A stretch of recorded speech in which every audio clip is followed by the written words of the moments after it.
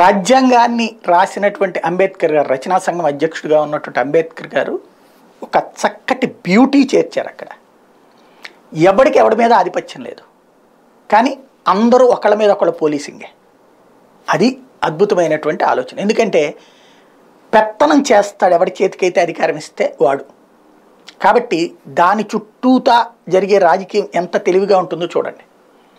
శాసన నిర్మాణ వ్యవస్థ శాసనాలు చేస్తుంది, అంటే మనం ఎన్నుకునేటువంటి ఎమ్మెల్యేలు ఎంపీలు శాసనాలు చేస్తారు. కార్యనిర్వాహక వ్యవస్థ దాన్ని అమలు చేస్తుంది, అంటే ఏఎస్లు ఐపీఎస్లు ఈ ప్రభుత్వ ఉద్యోగులు అది అమలు చేస్తారు. న్యాయ వ్యవస్థ ఈ చట్టానికి అనుగుణంగా పనిచేయకపోయినా జోక్యం చేసుకుంటుంది. రాజ్యాంగ విరుద్ధమైనటువంటి చట్టాలైతే జోక్యం చేసుకోవాలి, అది దానికి ఇచ్చినటువంటిది. కానీ ఆ సుప్రీం పవర్ని మిస్యూజ్ చేయడం ప్రారంభించింది సుప్రీం వ్యవస్థ. ఎట్లా అధికారాల్లోకి తనుదూరడం ప్రారంభించింది. అంబేద్కర్ గారు రాయరా సుప్రీంకోర్టు చీఫ్ జస్టిస్ ఎన్నికల సంఘ అధికారుల్ని నియమించాలని? రాయలేదే. అంబేద్కర్ గారు రాసిన రాజ్యాంగంలో ఉంది, ఎన్నికల సంఘం అనేటువంటిది ప్రభుత్వపు నియామకం కింద పెట్టారు, రాష్ట్రపతి నియామకం కింద పెట్టారు, ప్రభుత్వం సిఫార్సు అని పెట్టారు. కానీ తర్వాత న్యాయ వ్యవస్థ జోక్యం చేసేసుకుని అధికారాల్లో తను దూరాలనుకుంది. అందులో భాగంగా చీఫ్ ఎలక్షన్ కమిషనర్ నియామకంలో ఒక కమిటీ, అందులో సుప్రీంకోర్టు చీఫ్ జస్టిస్, ప్రధానమంత్రి, ప్రతిపక్ష నాయకుడు, వీళ్ళ ముగ్గురితోనే ఒక కమిటీ అని వేసేసుకుంది. తనకి తానుగా ఇన్వాల్వ్ అయిపోయారు. ఎవరిచ్చారు సుప్రీంకోర్టు చీఫ్ జస్టిస్కి అధికారం?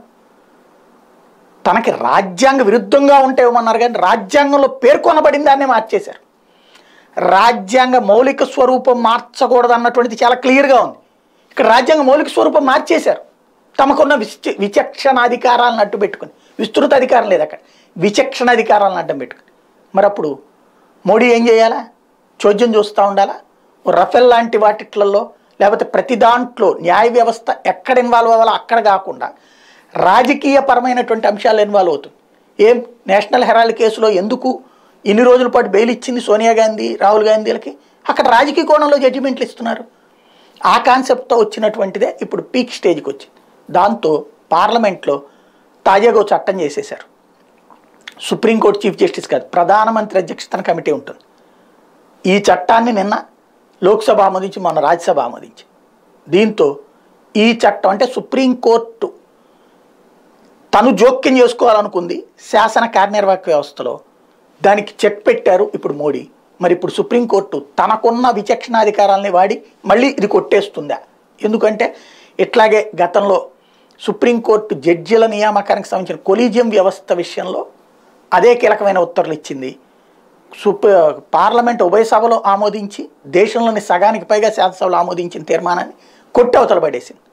కాబట్టి అదే జరిగితే రాజ్యాంగ సంక్షోభం తలెత్తేటటువంటి పరిస్థితి ఉంటుంది. ఈ దఫా అయితే ఇంకా సీరియస్గా వెళ్ళడానికి సిద్ధపడుతున్నట్టే కనబడుతుంది మోడీ సర్కార్.